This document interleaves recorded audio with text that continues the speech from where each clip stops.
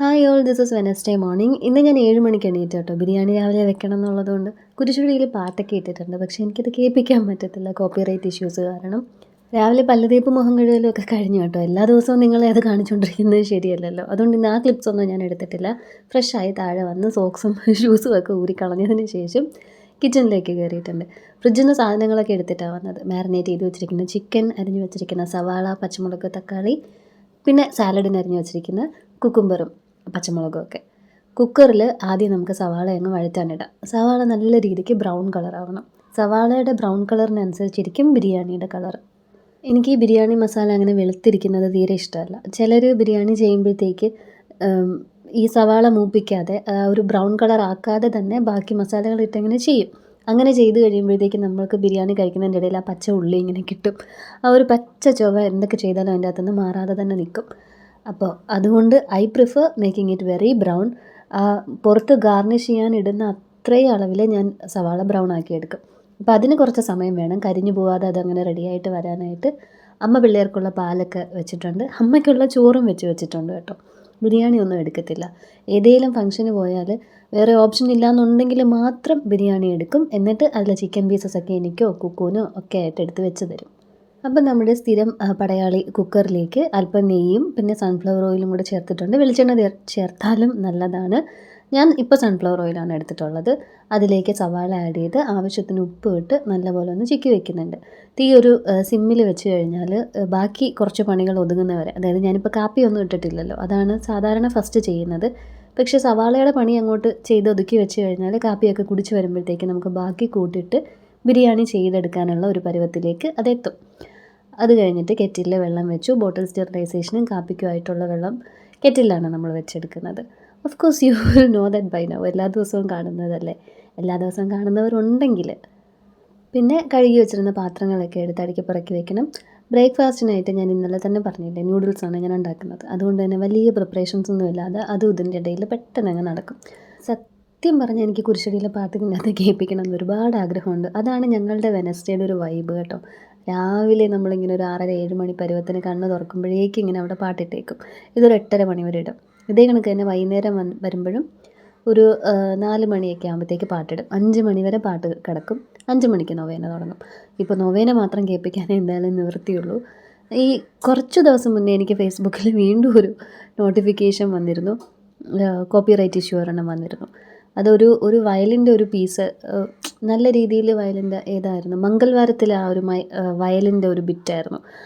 ഞാനത് ഇൻസ്റ്റയിൽ പലരും ഇൻസ്റ്റയിൽ നിന്നാണ് എനിക്കത് കിട്ടിയത്. ഞാൻ അങ്ങനെ സ്റ്റോറി ഇട്ടതാണ്. ഇനിയിപ്പോൾ ഇൻസ്റ്റാഗ്രാമിൽ നിന്ന് ഈ ഫേസ്ബുക്കിലോട്ട് സ്റ്റോറി പോകുന്നത് നിർത്തലാക്കണം. അതിൽ ഓട്ടോമാറ്റിക്കായിട്ട് ഇൻസ്റ്റയിൽ ഇടുന്ന സ്റ്റോറി എഫ് ബിയിലും വരും. പക്ഷേ ആ ഒരു ബിറ്റിന് എനിക്ക് കോപ്പിറൈറ്റ് ഇഷ്യൂസ് വന്നിരിക്കുന്നു. അതിന് പാർട്സിൽ മ്യൂട്ടഡ് ആണെന്നൊക്കെ പറഞ്ഞിട്ട്. But it is not a copyright strike എന്ന് അങ്ങനെയൊക്കെ പറഞ്ഞ് എന്താണ്ട് ഒരു ലോങ് മെസ്സേജ്. ഞാൻ പിന്നെ റിസ്ക് ഒന്നും എടുക്കാൻ നിന്നില്ല. സാധനം ഫുൾ എടുത്ത് അങ്ങ് ഡിലീറ്റ് ചെയ്തു. ആ ഒരു സ്റ്റോറി ഞാനങ്ങ് ഡിലീറ്റ് ചെയ്തു. ഇനിയിപ്പോൾ വാട്സാപ്പിൽ എന്താണാവോ തുടങ്ങാൻ പോണത്. ഇത് സത്യം പറഞ്ഞാൽ ഈ കോപ്പിറൈറ്റ് സ്ട്രൈക്ക് നമ്മുടെ ഒരു മ്യൂസിക്കിൻ്റെ കാര്യത്തിലോട്ട് വരുമ്പോഴത്തേക്ക് ഇറ്റ് ഈസ് എ വെരി, എന്താ പറയുന്നത്, വളരെ അപ്സെറ്റിംഗ് ആയിട്ടുള്ളൊരു കാര്യമാണ് അല്ലേ. നമുക്കത് അങ്ങനെ യൂസ് ചെയ്യാൻ പറ്റിയെങ്കിൽ ഈ റീൽസിലൊക്കെ മ്യൂസിക് ആഡ് ചെയ്യുന്ന പോലെ തന്നെ വീഡിയോയുടെ ഇടയിൽ നമുക്ക് ഫ്രീ ആയിട്ട് മ്യൂസിക് ആഡ് ചെയ്യാൻ പറ്റിയിട്ടുണ്ടെങ്കിൽ എന്ത് രസമായിരുന്നേനെ ചില വീഡിയോസൊക്കെ കാണാനായിട്ട്. ഞാനിതിനൊക്കെ ബാക്ക്ഗ്രൗണ്ട് മ്യൂസിക്കൊക്കെ കൊടുത്തായിരുന്നു ആദ്യത്തെ സമയത്തൊക്കെ ചെയ്തിരുന്നത്. പിന്നെ ഞാനതങ്ങ് നിർത്തി. എൻ്റെ ഈ സംസാരത്തിൻ്റെ പുറകിലൊരു മ്യൂസിക്കിൻ്റെയും കൂടെ ആവശ്യമില്ലെന്ന് തോന്നിയുകൊണ്ട് പിന്നെ അതങ്ങ് നിർത്തി. എഡിറ്റിംഗ് അപ്പോൾ രണ്ട് അഡീഷണൽ ഒരു കാര്യം കൂടെ നമ്മൾ ചെയ്യേണ്ടി വരുമല്ലോ. അത് ഈ കോപ്പിറൈറ്റ് ഫ്രീ ആണെന്നുള്ള മ്യൂസിക് നോക്കിയെടുത്തിട്ടാണ് ഞാൻ ഡൗൺലോഡ് ചെയ്ത് ആഡ് ചെയ്തിരുന്നത്. പക്ഷേ പിന്നെ ഞാൻ ഗൂഗിളിൽ വായിച്ചു, ചിലരിത് അപ്ലോഡ് ചെയ്തിട്ട് ഇത് ആൾക്കാർ കുറച്ച് പേര് ഡൗൺലോഡ് ചെയ്യാൻ വേണ്ടിയിട്ട് മാത്രം കോപ്പിറൈറ്റ് ഫ്രീ എന്ന് വെറുതെ അതിൽ എഴുതി ചേർക്കും. Actually they might not be the right owners. അപ്പോൾ വീണ്ടും നമുക്കതിന് സ്ട്രൈക്ക് കിട്ടാൻ സാധ്യതയുണ്ട്. അതുകൊണ്ട് പിന്നെ ഞാൻ ആ പരിപാടി നിർത്തി. ബ്രൗൺ കളറായ സവാളയിൽ നിന്ന് കുറച്ചെടുത്ത് മേലെ ഇടാനായിട്ട് മാറ്റി വെച്ചിട്ട് അതിലേക്ക് 2 പച്ചമുളകും തക്കാളിയും കൂടെ ആഡ് ചെയ്ത് കൊടുക്കുന്നുണ്ട്. ഈ ഒരു കളറിങ്ങനെ പിടിക്കും കേട്ടോ അതിൽ. അത് കുഴപ്പമില്ല, നമ്മൾ കഴുകുമ്പോഴത്തേക്ക് അത് മാറിക്കോളും. സവാള ബ്രൗൺ ആവാൻ പിന്നെ നമ്മൾ ഈ നെയ്യും കൂടെയൊക്കെ ചേർക്കുന്നുണ്ട്. ആ നെയ്യ് അത്ര നേരം കിടക്കുന്നതുകൊണ്ടാവണം എന്തോ ബ്ലാക്ക് കളറാവും പെട്ടെന്ന് തന്നെ. കുക്കറിൻ്റെ അടിഭാഗത്ത് ഇങ്ങനെ കയറി കറ പിടിക്കും. പക്ഷേ ഇത് ബിരിയാണിയൊക്കെ ചെയ്ത് കഴിയുമ്പോൾ അങ്ങനെ കരിഞ്ഞൊന്നും പിടിക്കത്തൊന്നുമില്ല. എല്ലാ പരിപാടിയും കഴിയുമ്പോഴത്തേക്ക് നമ്മൾ ആ മറ്റേ സ്ക്രബ്ബർ വെച്ച് കഴുകുമ്പോഴത്തേക്ക് ഇതങ്ങ് നീറ്റ് ആയിക്കോളും. അങ്ങനെ തക്കാളി ഇട്ടാൽ നമുക്ക് അധിക നേരം അത് വേവാനായിട്ട് നിൽക്കണ്ട. ഇതിന് വിസിലടിക്കാനുള്ളതല്ലേ. അരിയും ചിക്കനും എല്ലാം ചേർത്തിട്ട് കുക്കറിൽ ഒരു വിസിലടിച്ചാണല്ലോ നമ്മൾ കുക്ക് ചെയ്തെടുക്കുന്നത്. ആ ഒരു സമയത്ത് നമ്മുടെ ഈ തക്കാളിയൊക്കെ നല്ല രീതിക്ക് വെന്ത് വരും. അപ്പോൾ തക്കാളിയും കൂടി ഇട്ട് കഴിഞ്ഞാൽ നല്ല രീതിയിൽ അതൊന്ന് ചിക്കിയിട്ട് നമ്മൾ മാരിനേറ്റ് ചെയ്ത് വെച്ചിരിക്കുന്ന ചിക്കൻ ഇതിലേക്ക് ആഡ് ചെയ്ത് കൊടുക്കാം. ഈ മാരിനേറ്റ് ചെയ്ത് വെച്ചിരിക്കുന്നതിൽ മഞ്ഞൾപ്പൊടിയും മുളക് പൊടിയും മല്ലിപ്പൊടിയും ഗരം മസാലയും ഒക്കെ ഉള്ളത് കൊണ്ട് തന്നെ ചിക്കൻ മസാലയുണ്ട്. ഇതിൻ്റെ അകത്തോട്ട് ഇനി വേറെ പൊടികളൊന്നും തന്നെ ഞാൻ ഇടത്തില്ല കേട്ടോ. ബിരിയാണി മസാല മാത്രം ഒരു വലിയ സ്പൂൺ ഇട്ടിട്ടുണ്ട്. ഈ ചിക്കൻ ആഡ് ചെയ്ത് കൊടുത്തിട്ട് തീ ഒന്ന് ഹൈ ഫ്ലെയിമിലാക്കിയിട്ട് ആ തൈരിൻ്റെ ഒരു പച്ച നിറം പോകുന്നത് വരെ, ഇത് ഞാൻ എപ്പോഴും പറയുന്നത് ആ ബിരിയാണിയുടെ റെസിപ്പി, തൈരിൻ്റെ ഒരു പച്ച നിറം പോകുന്നത് വരെ ഹൈ ഫ്ലെയിമിൽ ഒന്ന് മുരിച്ചെടുക്കണം, അല്ലേ ചിക്കൻ വെളുത്തിരിക്കും. അത് കഴിഞ്ഞിട്ട് നമുക്ക് റൈസ് ആഡ് ചെയ്ത് കൊടുക്കാം. ഞാനിപ്പോൾ ഒരു 1.5 കപ്പ് റൈസ് എടുത്തിട്ടുണ്ട്. കൈമ റൈസാണ് എടുത്തത്. കുറച്ച് ബാക്കി ഇരുന്നാൽ രാത്രി ഡിന്നറിന്, ഈ ബിരിയാണിയൊക്കെ ആണെങ്കിൽ 3 നേരവും 3 മെനു വേണമെന്നൊന്നും നിർബന്ധമില്ല. ഉച്ചയ്ക്ക് ബിരിയാണി കഴിച്ചവരായാലും രാത്രി ബിരിയാണി കഴിച്ചോളും. കുക്കും അതെ, ആലനും അതെ. റൈസ് ബാക്കി ഇരിപ്പുണ്ടെങ്കിൽ ചിലപ്പോൾ മുട്ടയൊക്കെ പുഴുങ്ങി ഞാനങ്ങ് അഡ്ജസ്റ്റ് ചെയ്ത് കൊടുക്കും. അങ്ങനെ 1 ഗ്ലാസ് അരിക്ക് 1.25 ഗ്ലാസ് വെള്ളം എന്നുള്ള കണക്കിൽ വെള്ളം ചേർത്തിട്ട് ഇതിലേക്ക് മുഴുവൻ മസാലകളായിട്ട് 3 ഗ്രാമ്പും ഇച്ചിരി പട്ടയും ലേശം പെരുംജീരകവും പിന്നെ ചെറിയ ജീരകവും കൂടെ ചേർത്തിട്ടുണ്ട്. സാധാരണ ഞാൻ ഈ ജീരകം രണ്ടും ചേർക്കാത്തതാണ്. ഇന്നിപ്പോൾ എന്തോ ചേർക്കാൻ തോന്നി, അതുകൊണ്ട് ചേർത്തതാണ്. അതിൻ്റെ അകത്തേക്ക് ഒരു ബേ ലീഫും കൂടെ കീറിയിട്ടിട്ട് കുക്കർ അടച്ച് വെച്ച് നമുക്കിനി ഇതൊരു മീഡിയം ടു ഹൈ ഫ്ലെയിമിൽ ഒരു വിസിൽ അടിക്കുന്നത് വരെ വേവിച്ചെടുക്കാം. ആ ഒരു വിസിൽ തന്നെ മതിയാവും. അപ്പം തന്നെ കുക്കർ എടുത്തിട്ട് അതിൻ്റെ പുറത്തൂടെ വെള്ളം ഒഴിച്ച് നമുക്കത് തുറക്കണം, അല്ലെങ്കിൽ അരിയൊക്കെ കൂടെ കുഴഞ്ഞു പോകും. കൈമ അരിയല്ലേ, പെട്ടെന്ന് വേവും. അപ്പുറത്തതേ ന്യൂഡിൽസിനായിട്ട് ഞാൻ ആ ഒരു വെസലിൽ വെള്ളം വെച്ചിട്ടുണ്ട്. ആ വെള്ളം നല്ലപോലെ തിളയ്ക്കണമല്ലോ. അത് തിളയ്ക്കുന്ന ഒരു ഗ്യാപ്പിൽ നമുക്ക് കാപ്പിയും ബോട്ടിൽ സ്റ്റെറിലൈസേഷൻ്റെ കാര്യങ്ങളൊക്കെ റെഡിയാക്കാം. കാപ്പിപ്പൊടിയും പഞ്ചസാര ഞാനൊരു 4 സ്പൂൺ ഇടും കേട്ടോ. കാപ്പിക്ക് എനിക്ക് നല്ല മധുരം വേണം. ഈ ചായയും കാപ്പിയൊക്കെ മധുരം ഇല്ലാതെ കുടിക്കുന്നവർ, ഞാൻ എപ്പോഴും വിചാരിക്കും എന്തിനാണ് അത് കുടിക്കുന്നതെന്ന്. അല്ലാതെ നിങ്ങൾ കുടിച്ച് നോക്കി, ചിലപ്പോൾ അത് സ്ഥിരം കുടിക്കുന്നവർക്ക് അത് ടേസ്റ്റി ആയിട്ട് തോന്നാം. എന്നാൽ എന്നെക്കൊണ്ട് ഒട്ടും പറ്റാത്ത കാര്യമാണ് ചായയും കാപ്പിയും. മധുരം കുറച്ച് കുടിക്കാൻ തന്നെ എനിക്ക് പറ്റത്തില്ല. പിന്നെ മധുരം ഇല്ലാതെ കുടിക്കുന്ന കാര്യം it is out of question. ഞാൻ കുടിക്കത്തില്ല അങ്ങനെ. എന്തോ ഒരു ചവർപ്പ് വെള്ളം കുടിക്കുന്ന കണക്കാണ് എനിക്ക് തോന്നാറുള്ളത്. ഇവിടെ മമ്മിയും ഡാഡയും ഷുഗർ യൂസ് ചെയ്തിട്ടില്ലെങ്കിലും ചായയിൽ ലേശം മധുരം ഇടും. പിന്നെ പാൽപ്പൊടിയിലാണ് പലപ്പോഴും മമ്മിയൊക്കെ ചായ ഇടുന്നത്, അവരുടെ ചായ. അപ്പോൾ അതിന് ലേശം മധുരം കാണുമല്ലോ പാൽപ്പൊടിയിലിട്ടിരുന്നാൽ. അങ്ങനെ അതേ കാപ്പിയൊക്കെ ഒഴിച്ചെടുത്തു. പഞ്ചസാര നല്ലപോലെ കലങ്ങാനാണ് ഈ ആറ്റൽ. എന്നിട്ട് ഏറ്റവും അടിയിലുള്ളത് ഞാൻ തന്നെ എടുക്കും കേട്ടോ. മേളിൽ നിന്ന് ഇത്തിരി കാപ്പി ഒഴിച്ചിട്ട് അടിയിൽ കുറച്ച് പഞ്ചസാര കലങ്ങാനുണ്ടാവും, നമ്മൾ പെട്ടെന്നല്ലേ ചെയ്തെടുക്കുന്നത്. അത് ഞാൻ തന്നെ ഒഴിച്ചെടുക്കും. നല്ല മധുരത്തിൽ ചൂടോടെ അങ്ങനെ കുടിക്കണം. ഇന്നിപ്പോൾ ഇരുന്ന് കുടിക്കാനുള്ള സമയം ഇല്ല. ഇത് ഓരോന്നും ചെയ്ത് അങ്ങനെ ഇരിക്കാൻ പറ്റിയില്ല. അല്ലെങ്കിൽ നിലു ഒന്നും എണീറ്റ് വന്നിട്ടില്ല. അവനുണ്ടെങ്കിൽ കുറച്ച് നേരം അവനുമായിട്ട് കാപ്പിയായിട്ടൊക്കെ ഇരിക്കുന്നതൊരു സുഖമാണ്. അവൻ എത്തിയിട്ടില്ല. അങ്ങനെ നമ്മുടെ വെള്ളം തിളച്ചു. ഇത് 4 പീസിൻ്റെ ഒരു ഫാമിലി പാക്കാണ് കേട്ടോ. നൂഡിൽസും അമ്മ അങ്ങനെ കഴിക്കത്തൊന്നുമില്ല. അതൊരു പ്രത്യേകതരം ആളാണ്. അതാണ് ഞാൻ പറഞ്ഞത്, ഈ അമ്മയുടെയും നിലുവിൻ്റെയൊക്കെ ഫുഡിൻ്റെ കാര്യവും അവരുടെ ഡേ ഇൻ മൈ ലൈഫ് ഞങ്ങളുടെ ഡേ ഇൻ മൈ ലൈഫ് എന്ന് എൻറ്റയർലി ഡിഫറെൻ്റ് ആണ്. ഫുഡ് മെനു തൊട്ട് അവർ കഴിക്കുന്നതും കുടിക്കുന്നതും എന്തിന് ഉറങ്ങുന്നത് പോലും ഞങ്ങളുമായിട്ട് യാതൊരു ബന്ധമില്ലാത്തൊരു ടൈം ലൈനിലാണ് പോയിക്കൊണ്ടിരിക്കുന്നത്. അമ്മയ്ക്ക് അമ്മയുടെ ഏറ്റവും മൂത്ത ചേച്ചിയുടെ ഒരു മോനുണ്ടായിരുന്നു കേട്ടോ. ഇപ്പം എല്ലാവരും അമ്മയുടെ സഹോദരങ്ങളൊക്കെ പറയുന്നത് നിലു അതേ കണക്കിരിക്കുന്നു എന്നാണ്. അമ്മേനെ ഭയങ്കര ഇഷ്ടമായിരുന്നു ആ വാവയ്ക്ക്. അവർ കുരിപ്പുഴയായിരുന്നു. അപ്പോൾ അമ്മ അവിടെ പോയി കൊച്ചിനെ നോക്കാനൊക്കെ നിൽക്കുമ്പോൾ ഇവൻ താഴെ ഇറങ്ങത്തില്ലായിരുന്നു എന്ന്. അമ്മയുടെ കയ്യിൽ തന്നെ ഇരിക്കണം. കൈയൊക്കെ കഴിക്കുമ്പോൾ അമ്മ മനഃപൂർവ്വം 2 വഴക്കൊക്കെ പറഞ്ഞ് അവനെ കരയിച്ചിട്ട് കൊണ്ട് വല്യമ്മയുടെ കയ്യിൽ കൊണ്ട് കൊടുക്കുമായിരുന്നു എന്ന്, അവൻ്റെ അമ്മയുടെ കയ്യിൽ കൊടുക്കുമായിരുന്നു എന്ന്. അങ്ങനെ അമ്മയും ആ വാവയായിട്ട് നല്ല രീതിക്കൊരു ബോണ്ടുണ്ടായിരുന്നു. പക്ഷേ ആ വാവ ഒരു ദിവസം ഇങ്ങനെ ഇവർ നോക്കിയപ്പോൾ വാവയെ കാണുന്നില്ല, വല്യമ്മയുടെ മോനെ കാണുന്നില്ല.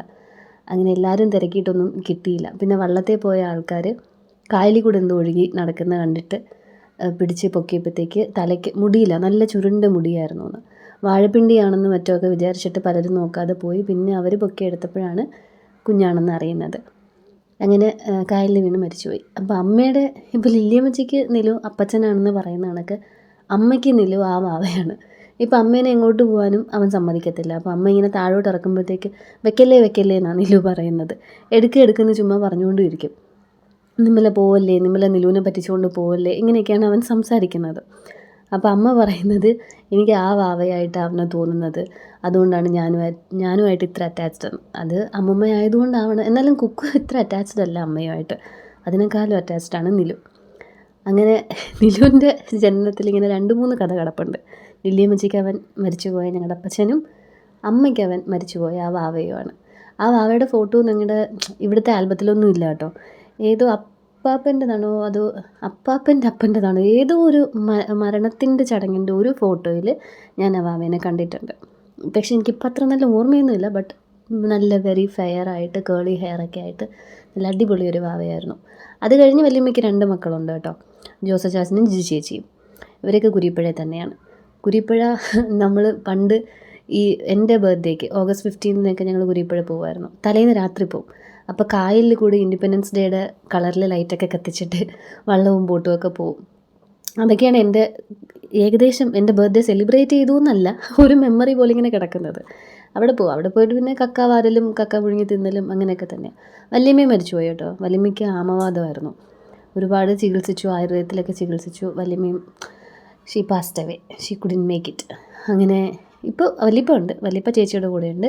ജോസ് ചാച്ചൻ ഇപ്പം കല്യാണം കഴിച്ചിട്ടില്ല, അവിടെ തന്നെയുണ്ട്. ഇവരെയൊക്കെ എങ്ങനെ എപ്പോൾ കാണിച്ചു തരുമെന്നൊന്നും എനിക്കറിയത്തില്ല. ഇങ്ങനെ കാണിക്കാൻ പോയാൽ ഈ അമ്മയ്ക്ക് ഞാൻ പറഞ്ഞില്ല, അമ്മയുടെ ഒരു 10 പേരുണ്ട്. ഈ 10 പേരെയൊക്കെ ഞാൻ എപ്പോൾ എങ്ങനെ പരിചയപ്പെടുത്തുമെന്ന് എനിക്കറിയത്തില്ല. വീഡിയോയിൽ വന്ന് വീഴുന്ന വഴിയെ ഞാൻ പരിചയപ്പെടുത്തി തരാം. ബൈ ദ ബൈ, നമുക്കിനി കഥയിൽ നിന്ന് തിരിച്ചു വരാം.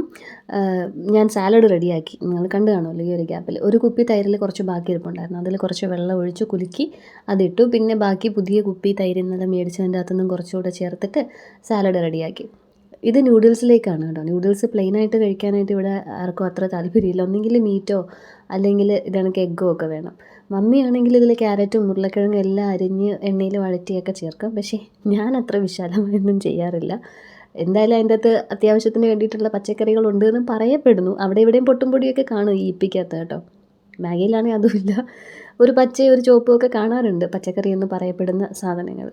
എന്തായാലും ഞാൻ എപ്പോഴും ചെയ്താലും ഇങ്ങനെ ചെയ്യാറുള്ളൂ. റെയർലി അങ്ങനെ ഒരു മൂഡുണ്ടെങ്കിൽ കുറച്ചെന്തുവാ സ്പെഷ്യലായിട്ട് ചെയ്യുവാണെങ്കിലൊക്കെ മാത്രം ഇതുപോലെ പച്ചക്കറികളൊക്കെ വഴറ്റി ചേർത്ത് ചെയ്യാറുണ്ട്. ഇപ്പം നമുക്ക് സ്പെഷ്യലായിട്ട് ചീസ് ഉണ്ടല്ലോ, അത് തന്നെ ധാരാളം. പിന്നെ 3 ഓംലെറ്റാണ് ഇപ്പോൾ ചെയ്യുന്നത്. ആലൻ ഈ ഓംലെറ്റിൻ്റെ upper side sunny side up പിടിക്കത്തില്ല, അത് കുക്കായില്ല എന്ന് പറയും. നമ്മൾ തിരിച്ചിട്ട് 2 സൈഡും മുരിക്കണം. കുക്കൂനാണെങ്കിൽ അത് നല്ല രീതിയിൽ മുരിക്കണം, പൊരിച്ചിരിക്കണം, എല്ലാം മുരിഞ്ഞിരിക്കണം. അപ്പോൾ 3 പരുവത്തിന് വേണം എനിക്ക് 3 ഓംലെറ്റും കൂടെ റെഡിയാക്കി എടുക്കാനായിട്ട്. നിലു ഇതങ്ങനെ അധികം കഴിക്കത്തില്ല കേട്ടോ, തുപ്പിയെടുക്കും. അവന് പുഴുങ്ങിയ മുട്ടയാണ് ഇഷ്ടം.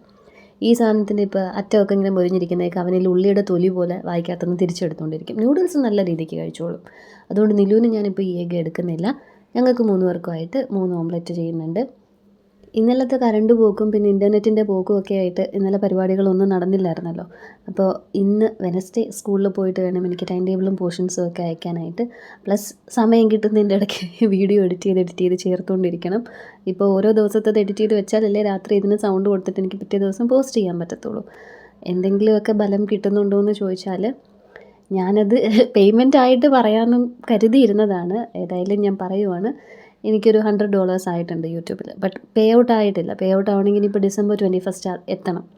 അപ്പോൾ അത് കഴിഞ്ഞിട്ട് ഞാൻ അതിനെക്കുറിച്ച് ഡീറ്റെയിൽ ആയിട്ട് വീഡിയോ ഒക്കെ ചെയ്യാം. അതുപോലെ തന്നെ ഫേസ്ബുക്കിൽ എമൗണ്ട് ക്രെഡിറ്റ് ആയിട്ടുണ്ട്. പെയ്ഡെന്ന് ഫേസ്ബുക്കിൽ കാണിക്കുന്നുണ്ട്. ഫേസ്ബുക്കിൽ നമുക്ക് $25 ആകുമ്പോൾ അവർ പേ ചെയ്യും കേട്ടോ. ഈ $100 അതിൻ്റെ പരിപാടിയില്ല. 25 ആകുമ്പോൾ തന്നെ പേ ഔട്ട് കിട്ടും. അപ്പോൾ അതിൽ പെയ്ഡെന്ന് കാണിക്കുന്നുണ്ട്. അക്കൗണ്ടിൽ ഇതുവരെ വന്നിട്ടില്ല. ഞാൻ നോക്കിയപ്പോഴത്തേക്ക് it may take to 7 to 10 days അക്കൗണ്ടിലത് കാണാനായിട്ട്. അപ്പം ഞാൻ വിചാരിച്ചത് ഇത് രണ്ടും കൂടെ ഒക്കെ വന്നിട്ട്, ഇപ്പോൾ എനിക്കിതിനെ പറ്റിയൊന്നും അറിയത്തില്ലല്ലോ എന്താ എപ്പോഴാണെന്നൊന്നും. എല്ലാം കയ്യിൽ കിട്ടുമ്പോഴത്തേക്ക് അക്കൗണ്ടിലേക്ക് വരുമ്പോഴത്തേക്ക് ഞാൻ അതിനെക്കുറിച്ച് ഡീറ്റെയിൽ ആയിട്ട് എന്താ എങ്ങനെയാണെന്നൊക്കെ ഒരു വീഡിയോ സ്പെഷ്യലായിട്ട് ചെയ്യാം. എല്ലാവരുടെയും സ്പെഷ്യൽ വീഡിയോ ആണല്ലോ ഈ ഫസ്റ്റ് ഇൻകം കിട്ടുക എന്നൊക്കെ പറഞ്ഞാൽ. യൂട്യൂബിൻ്റെ ഫസ്റ്റ് ഇൻകം എന്തായാലും നമുക്ക് ഈ മാസം കിട്ടത്തില്ല. അത് ട്രീസ പ്രവചിച്ചതുപോലെ ഡിസംബറിലേ കിട്ടത്തുള്ളൂ. പിന്നെ നമ്മുടെ കിരൺ നിങ്ങളോട് പറയാതെ, കിരൺ ടോമി ജീമോൻ നിങ്ങളുടെ അടുത്ത് പറയാതെ എൻ്റെ അടുത്ത് മാത്രമായിട്ട് പറഞ്ഞു, ചിലപ്പോൾ നിനക്ക് ക്രിസ്മസ് ആകുമ്പോൾ 5K ആവും, പക്ഷേ ഞാൻ കമൻറ്റ് ചെയ്യുന്നില്ല, അഥവാ ആയില്ലെങ്കിൽ നീ എനിക്ക് പൊങ്കാല ഇടുമല്ലോ.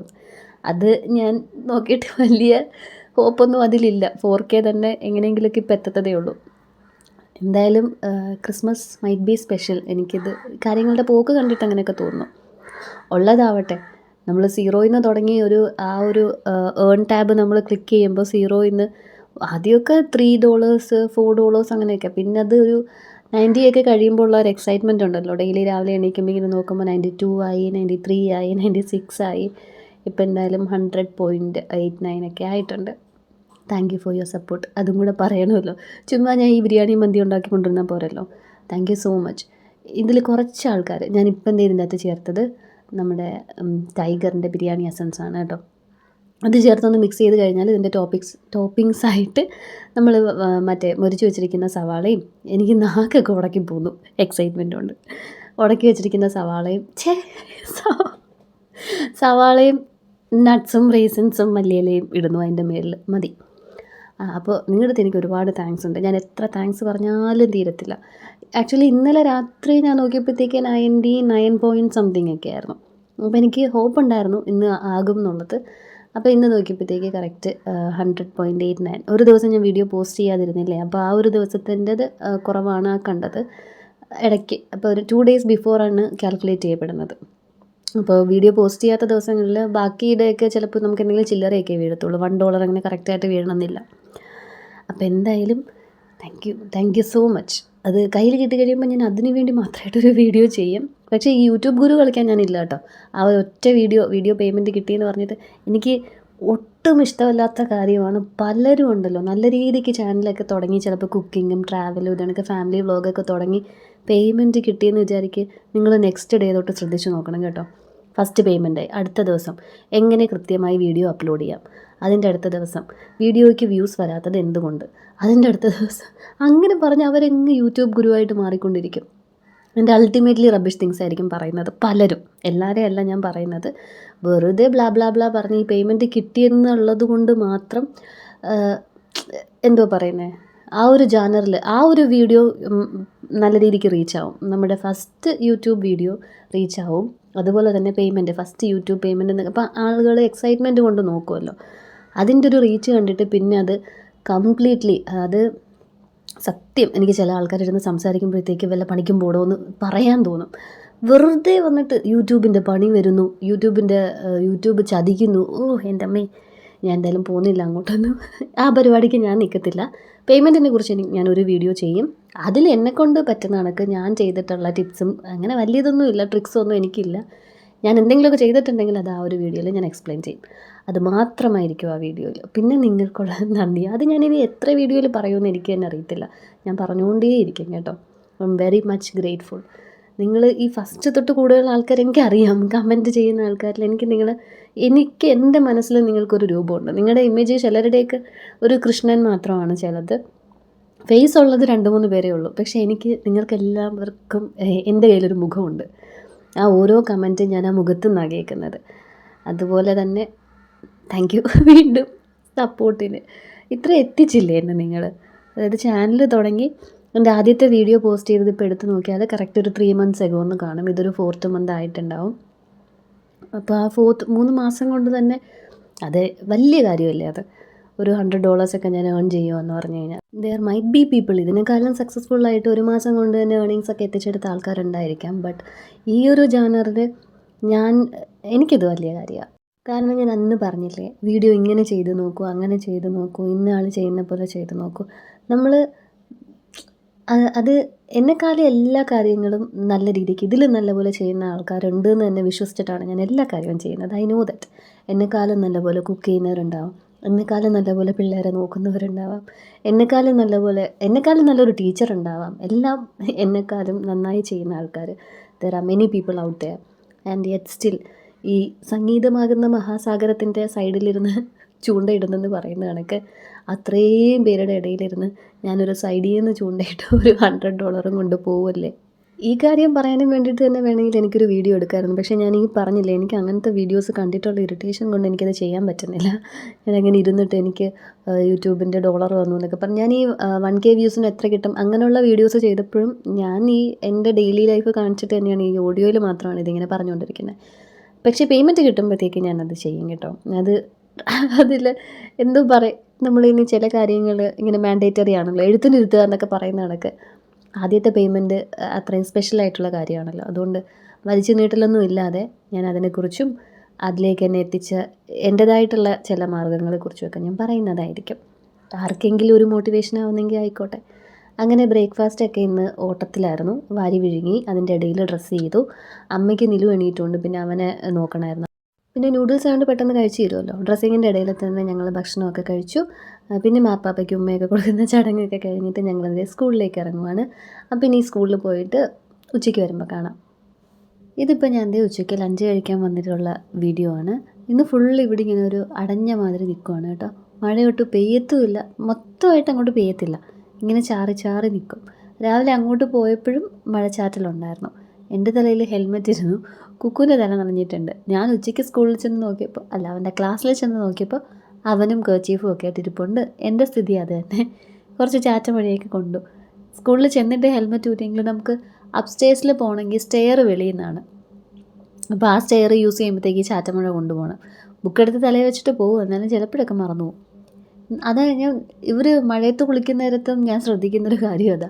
നല്ല മഴ നനഞ്ഞാൽ ഒരു കുഴപ്പമില്ല രണ്ടെണ്ണത്തിനും, പക്ഷേ ഈ ചാറ്റൽ കൊണ്ട് എനിക്കും മക്കൾക്കും ഒക്കെ പ്രശ്നം.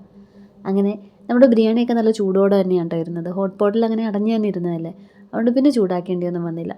ഇവിടുത്തെ തേങ്ങയൊക്കെ തീർന്നിട്ട് മമ്മി തേങ്ങ കൊണ്ടുവന്നിരുന്നു. അത് ഞാൻ എടുത്ത് വെക്കാൻ മറന്നുപോയി. അതവിടെ സിറ്റൗട്ടിൽ വെച്ചിട്ടാണ് ഞാൻ അകത്ത് കയറിയത്. അങ്ങനെ ലഞ്ചൊക്കെ കഴിഞ്ഞ് ഞാൻ തിരിച്ച് സ്കൂളിലേക്ക് പോവുകയാണ്. ഇനി ഒരു 3 മണിയാകുമ്പോഴത്തേക്കാണ് തിരിച്ചു വരുന്നത്. ഞാൻ എങ്ങനെ ഇറങ്ങാൻ പോയപ്പോഴത്തേക്ക് അവിടെ കുരിശടിയിൽ ബോക്സൊക്കെ വെക്കുന്നു വൈകുന്നേരം പാട്ടിടാനായിട്ട്. അപ്പോൾ ഞാൻ വിചാരിച്ചു അതും കൂടെ ഒന്ന് കാണിച്ചു തരാമെന്ന്.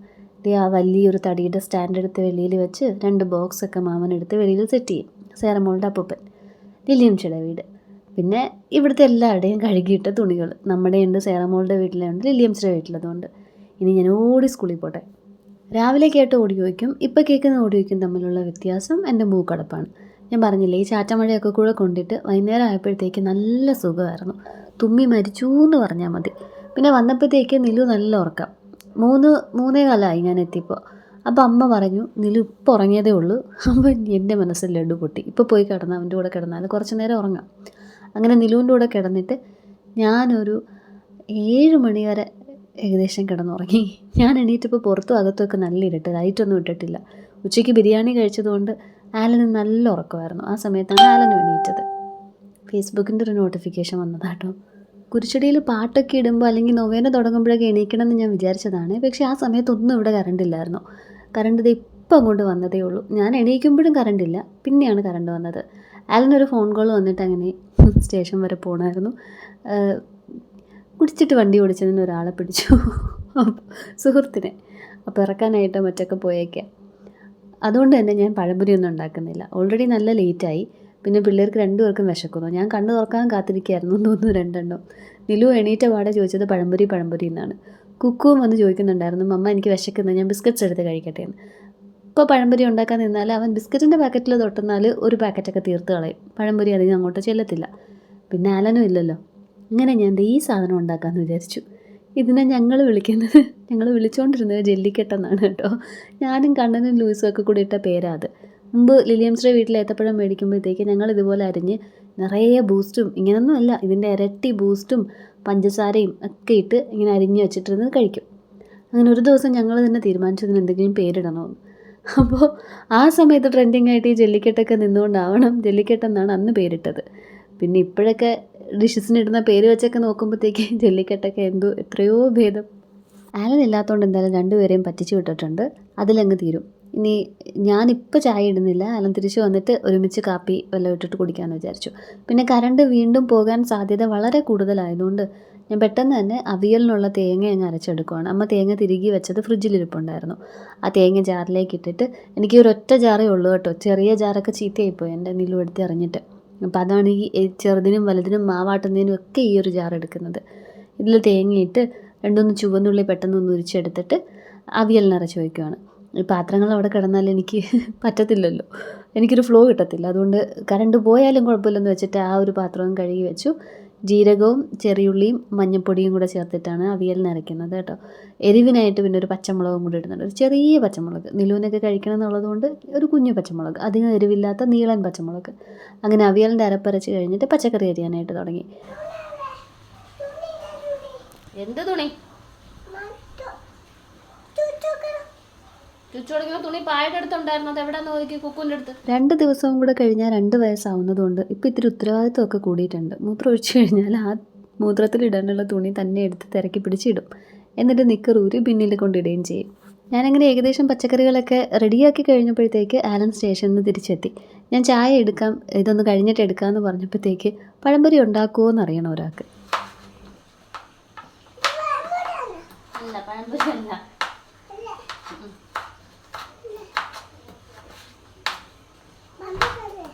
പഴംപൊരിയല്ല. അല്ല, ഞാൻ ഉണ്ടാക്കുന്നത് പഴംപൊരിയാണോ എന്ന് ചോദിച്ച് എന്നെ കൊണ്ട് ഉണ്ടാക്കിക്കാനുള്ള പ്ലാനാണ്. ഒരു ദിവസം എന്നാൽ ബനാന കഴിച്ചു, എന്നിട്ട് ആ സാധനം കിട്ടാത്തതുകൊണ്ടുള്ള ബുദ്ധിമുട്ടാണ് നിങ്ങളിപ്പോൾ ഈ കാണുന്നത്. ഇപ്പോൾ മനസ്സിലായില്ലേ ഇവിടെ ആർക്കാണ് പഴംപൊരി ഏറ്റവും അത്യാവശ്യമെന്ന്? ഈ ഒരുത്തനെ കാരണമാണ് ഇവിടെ സ്ഥിരം പഴംപൊരി ഉണ്ടാക്കുന്നത്.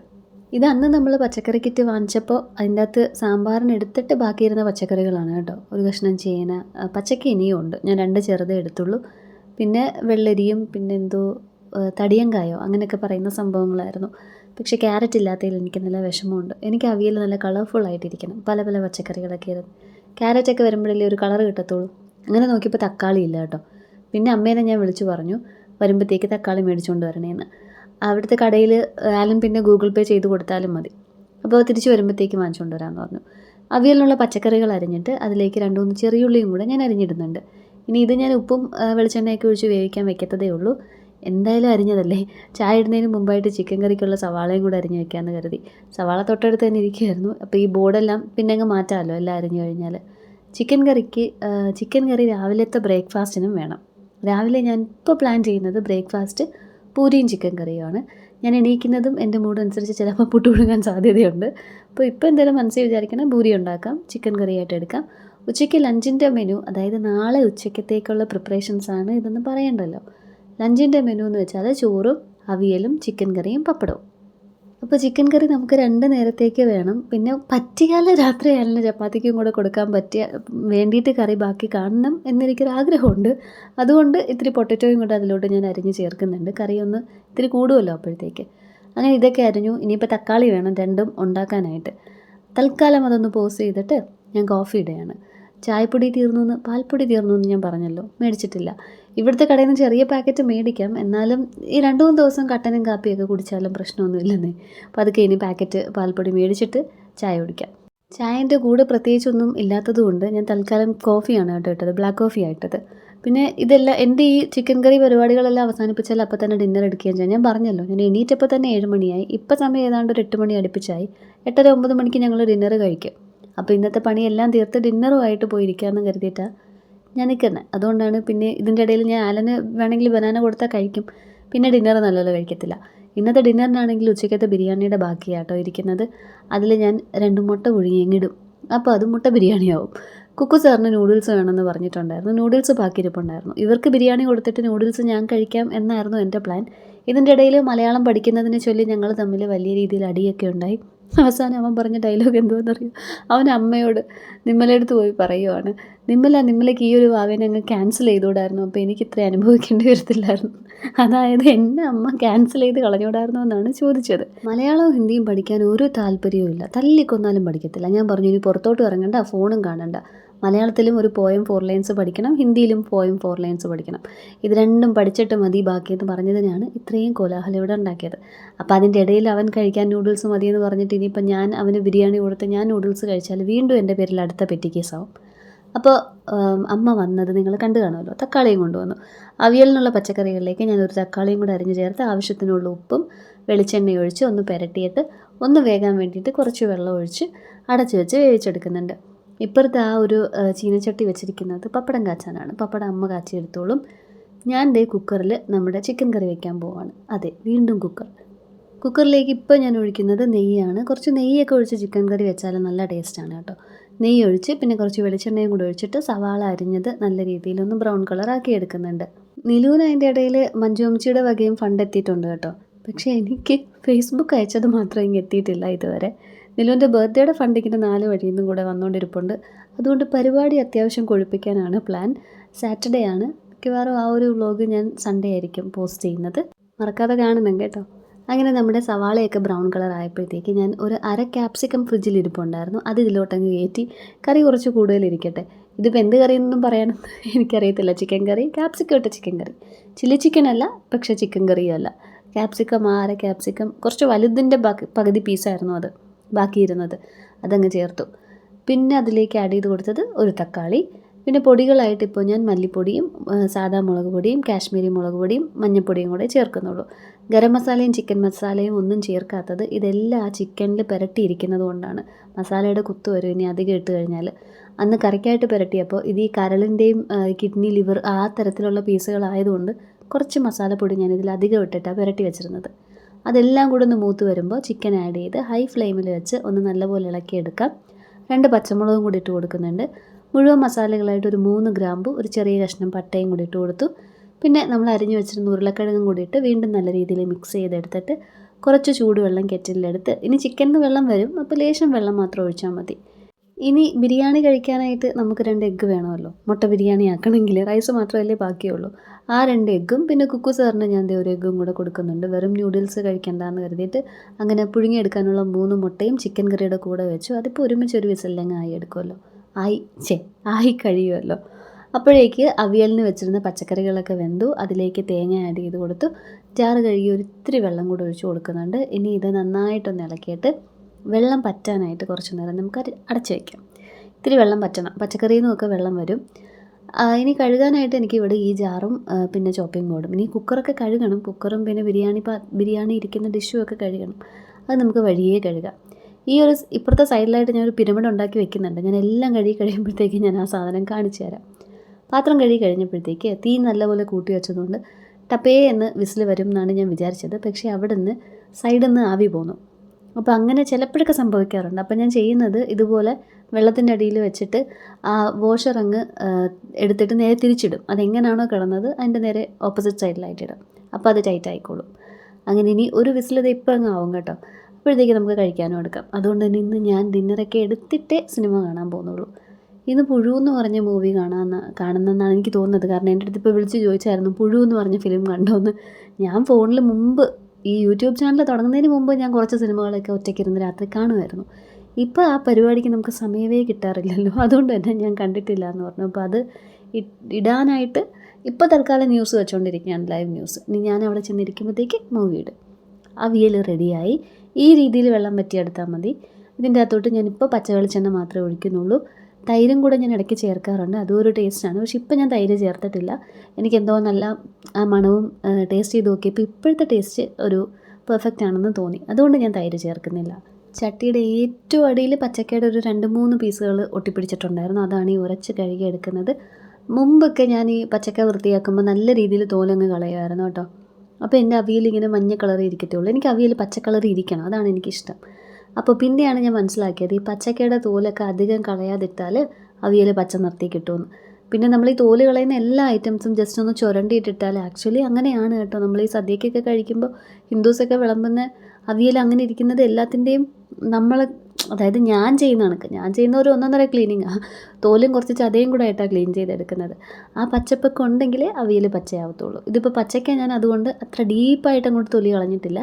എനിക്കിഷ്ടപ്പെടുന്ന ഒരു പച്ചയിലേക്ക് എത്തിയില്ലെങ്കിലും ഏകദേശം മഞ്ഞയെന്ന് പുറപ്പെട്ടു പച്ചയിലോട്ട് എത്തിയിട്ടുമില്ല എന്നുള്ള രീതിയിൽ അവിയലിൻ്റെ കളർ റെഡിയായി കിട്ടിയിട്ടുണ്ട്. കുക്കുസാറിനുള്ള ന്യൂഡിൽസ് ചൂടാക്കി വെച്ചു. ഹിന്ദി പോയം എഴുതി കാണിച്ചു കേട്ടോ. മലയാളം 2 ലൈൻ, ബാക്കി 2 ലൈൻ ഞാൻ പിന്നെ പഠിക്കാമെന്നൊക്കെ പറഞ്ഞു. ലേങ്ങളടിച്ച് കരയുന്നുണ്ടായിരുന്നു റൂമിൽ പോയിരുന്നിട്ട്. ഇപ്പോൾ അത് കഴിഞ്ഞിട്ട് നിങ്ങളുടെ അടുത്ത് വന്ന് എന്തോ എന്തോ ആക്ഷൻ കാണിച്ച് പറഞ്ഞതാണ്. പക്ഷേ ഫ്രെയിമിൽ നിന്ന് വെളിയിൽ പോയി. അതുകൊണ്ട് പിന്നെ ഞാൻ അതങ്ങ് കട്ട് ചെയ്ത് കളയുകയും ചെയ്തു. അങ്ങനെ പിന്നെ ഞാൻ വിചാരിച്ചു പോട്ടെ, ബാക്കി 2 ലൈൻ നാളെ പഠിപ്പിക്കാം. അങ്ങനെ ആ ന്യൂഡിൽസ് അവൻ്റെത് എടുത്ത് കൊടുത്തു. അവനടുത്ത് എഗ്ഗ് ഞാൻ പിന്നെ കൊണ്ടുവരാം, ഇപ്പോൾ അത് കൊണ്ടുപോയി കഴിച്ചോന്നും പറഞ്ഞിട്ട് അതെടുത്ത് കൊടുത്തിട്ടുണ്ട് കേട്ടോ. പിന്നെ ബാക്കിയിരുന്ന ബിരിയാണി ഡിഷിൽ നിന്ന് 2 പാത്രത്തിലോട്ടാക്കി അതും ഓരോ പ്ലേറ്റ് വീതം തന്നെ അങ്ങോട്ട് വെച്ചിട്ട് ഒരു 1:20 ടൈം കൊടുത്തിട്ട് 1 minute 20 second ടൈമിൽ ചൂടാക്കി എടുക്കുന്നുണ്ട്. ഇപ്പോൾ ഞാൻ പറഞ്ഞില്ലേ ഇന്ന് മൊത്തം നല്ല ഈ മഴയൊക്കെ ആയതുകൊണ്ട് നല്ല തണുത്ത് പോയി. ഉച്ചവരെ നല്ലപോലെ ഇരുന്നതാണ്. പക്ഷേ ഉച്ചയ്ക്ക് കഴിച്ചൊക്കെ കഴിഞ്ഞ് ഇപ്പോൾ ഇത്രയും നേരം ആയില്ലേ. ഞാൻ കറക്റ്റ് ഒരു സമയം പറയുകയാണെങ്കിൽ ചിലപ്പോൾ ബിരിയാണിയൊക്കെ എടുക്കുന്ന സമയം ഒരു 9:30 ആയിട്ടുണ്ടാവും. 9:15, 9:30. അപ്പോൾ നല്ല തണുത്തിരിക്കുന്നു. അതുകൊണ്ടൊരു 1 minute 20 seconds, അല്ലെങ്കിൽ ഒരു 50-60 ഒക്കെ മതിയാവും പെട്ടെന്നൊന്ന് ചൂടാക്കി എടുക്കാനാണെങ്കിൽ. നമ്മുടെ ചിക്കൻ കറി അതാ റെഡിയായി. ഒരു പ്ലേറ്റ് ബിരിയാണി റെഡിയായി. അടുത്ത പ്ലേറ്റ് ഇത് അവനിലേക്ക് വെച്ചിട്ട് നമ്മുടെ കറിയിൽ നിന്ന് എഗ്ഗ് എടുത്ത്, എഗ്ഗ് ആ സിങ്കിലോട്ടല്ല ഇടുന്നത്, കുക്കറിൻ്റെ അടപ്പ് അവിടെ ഇരിപ്പുണ്ട്, അതിലോട്ടാണ് ഇടുന്നത് കേട്ടോ. എഗ്ഗൊക്കെ അങ്ങോട്ട് മാറ്റിയിട്ട് ഇത് വെക്കാനായിട്ടാണ് ഞാൻ ഗ്ലാസ് ബൗൾ എടുത്ത് വെളിയിൽ കൊണ്ട് വെച്ചത്. അതിലേക്ക് ചിക്കൻ കറിയാക്കി. ഇനി ഇത് ലിഡൊന്ന് ഒരു പാതി തുറന്ന് വെച്ചിട്ട് കുറച്ചൊന്ന് തണുപ്പിച്ചെടുക്കണം. അവിയലിൻ്റെ ലിഡ് കണ്ടോ, അത് എനിക്ക് ഫുള്ള് പൂട്ടാതെ വെച്ചിരുന്നാൽ കഴിച്ചിട്ട് നിലൂനെയൊക്കെ ഉറക്കി ഓഡിയോ ഒക്കെ ആഡ് ചെയ്ത് ഞാൻ മേളിൽ പോകുന്ന സമയമാകുമ്പോഴത്തേക്ക് ഇത് ഫ്രിഡ്ജിലെടുത്ത് വെക്കാനുള്ള ഭാഗത്തിലാവും. പിന്നെ ഈ 2 എഗ്ഗ് എനിക്കല്ല, 1 കുക്കുവിന് കൊടുക്കാനുള്ളതാണ്. എഗ്ഗ് പുറകെ വരും എന്ന് പറഞ്ഞിട്ടാണല്ലോ നൂഡിൽസും കൊണ്ട് പോയേക്കുന്നത്. ഇത്തിരി സാലഡേ ഉണ്ടായിരുന്നുള്ളൂ. ഞാനതിൽ കുറച്ച് തൈരും കൂടെ ഒഴിച്ചിട്ട് അതും ഞാൻ എക്സ്റ്റെൻഡ് ചെയ്തിട്ടുണ്ട്. പിന്നെ കഴുകാനായിട്ട് ഇനിയിപ്പോൾ നമ്മൾ ഈ കഴിക്കുന്ന 2 പാത്രങ്ങളേ വരത്തുള്ളൂ. പിന്നെ അമ്മ വന്നപ്പോൾ തന്നെ ചോറ് കഴിച്ചായിരുന്നു കേട്ടോ. പപ്പടം കാച്ചിയിട്ട് അമ്മ ചോറും കഴിച്ചിട്ടാണ് അപ്പുറത്തേക്ക് പോയേക്കുന്നത്. ഇതാണ് ഞാൻ ഇത്ര നേരം ഇവിടെ ഉണ്ടാക്കിക്കൊണ്ടിരുന്ന പിരമിഡ്. ഇത് കണ്ടില്ലേ, ഇതാണ് രാവിലെ എനിക്ക് ഏറ്റവും മടിയുള്ള സംഭവം, ഇത് ഒഴിപ്പിക്കുക എന്നുള്ളത്. അതുകൊണ്ട് തന്നെ ഇത് അമ്മയടുത്ത് പറഞ്ഞു വെക്കും, അമ്മ ഈ പാത്രമൊക്കെ എടുത്ത് വെക്കണേന്ന്. അമ്മ രാവിലെ എണീറ്റാൽ പിള്ളേർക്കുള്ള പാലും കട്ടനും ഒക്കെ ഗ്യാസിൽ വെച്ചിട്ട് പിറക്കി പിറക്കി വരുമ്പോഴത്തേക്ക് ഞാൻ താഴെ എത്തുമ്പോഴേക്ക് അതൊക്കെ ഏകദേശം കഴിയും. മിസ്പ്ലേസ്മെൻറ്റ്സ് ഒക്കെ വരും. പിന്നെ ഇപ്പോൾ ഞാൻ അതുമായിട്ട് അഡ്ജസ്റ്റഡായി. അമ്മയടുത്ത് കറക്റ്റായിട്ട് ഇത് അമ്മ ഇവിടെ വെക്കണം, അത് ഇവിടെ വെക്കണം എന്നൊക്കെ 2-3 പ്രാവശ്യം പറഞ്ഞു കഴിഞ്ഞിട്ട് അത് കറക്റ്റായിട്ട് ആൾക്ക് അങ്ങോട്ട് കിട്ടുന്നില്ല. പിന്നെ ഇപ്പോൾ ഞാൻ അമ്മ വെക്കുന്ന സ്ഥലത്ത് ഞാനങ്ങ് വെക്കും. അപ്പോൾ അതാണ് അതിൻ്റെ പുതിയ സ്ഥലം. അപ്പോൾ പിന്നെ കറക്റ്റായിട്ട് അത് അങ്ങോട്ട് പോകുമല്ലോ. വെളുത്തുള്ളി അച്ചാർ ഞാൻ ബിരിയാണിയുടെ കൂടെ എടുത്തില്ല കേട്ടോ. ബിരിയാണിയുടെ കൂടെ ഈ പാണ്ടി അച്ചാർ തന്നെയാണ് നല്ലത്, നാരങ്ങ അച്ചാർ. എന്നിട്ട് ഞങ്ങളത് കഴിക്കുവാണ്. ചൂടുണ്ടായിരുന്നെന്ന് തോന്നുന്നു, അതാണെന്ന് തോന്നുന്നു എൻ്റെ വായിൽ നിന്ന് താഴെ പോയത്. അപ്പോൾ നമ്മുടെ $100 നമുക്ക് ക്രെഡിറ്റ് ആയ ദിവസം നമ്മൾ ബിരിയാണിയൊക്കെ തിന്ന് ആഘോഷിച്ചു കൊണ്ടിരിക്കുകയാണ്. Thank you so much. വീണ്ടും വീണ്ടും നിങ്ങൾ കാരണമാണ് ഇതൊക്കെ നടന്നത്. അപ്പോൾ നമുക്കിനി അടുത്ത വീഡിയോയിൽ കാണാം. Keep supporting. ടാറ്റാ.